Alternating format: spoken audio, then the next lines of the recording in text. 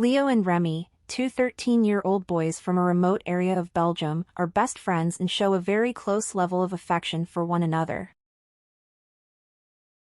They frequently share the same bed in Remy's bedroom and fall asleep next to one another there.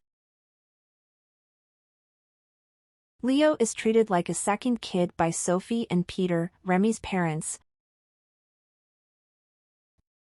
Leo and Remy enjoy playing together in a flower farm where Leo's family also assists with agricultural tasks. Following a pleasant summer spent together, the two lads enroll in high school and are placed in the same class. 3 female students directly inquire about if the two are dating. Although Remy remains silent, Leo fiercely disputes it. As boys who notice their intimacy make homophobic remarks about Leo, he starts to feel uncomfortable with this outside perception. He makes new acquaintances and joins an ice hockey team, which he intentionally keeps Remy out of in an effort to avoid being shunned.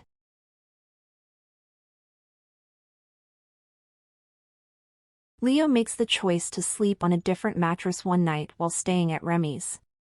He sees Remy asleep on the same mattress as him when he awakens. Remy is injured and bewildered as a result of the two's increasingly brutal wrestling, which begins as fun play. They keep their parents in the dark about the incident. Despite Remy's attempts at engagement, Leo grows increasingly aloof from Remy during the school year. Leo quits staying the night at Remy's house, starts going on bike rides with students other than Remy, keeps playing ice hockey, and spends more time helping out at the farm with his family. Leo defends herself when Remy eventually confronts her about why they hardly ever spend time together anymore. Remy strikes Leo in the playground in front of other classmates after becoming upset and furious.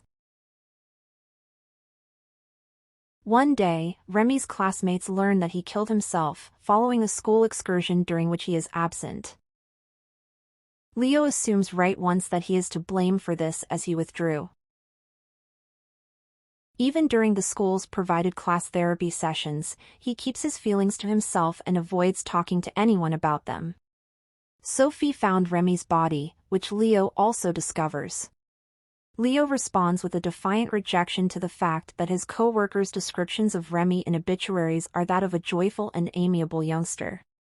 By continuing to play ice hockey and work in the garden with his family, Leo makes a futile attempt to numb his inner suffering and mask it.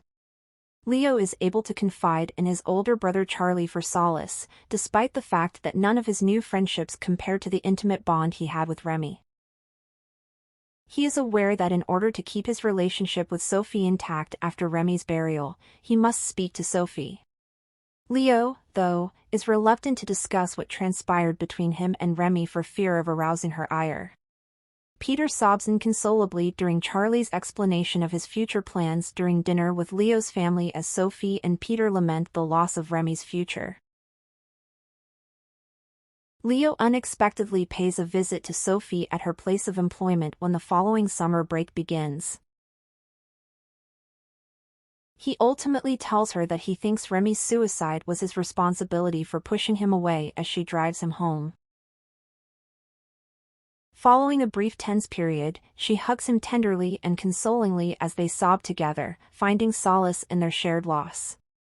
Later, when Leo goes to go see Sophie once more, he discovers that she and Peter have left, leaving the house empty. Leo crosses the field where he and Remy used to run while reflecting on their relationship and allowing himself to at last shed tears for Remy.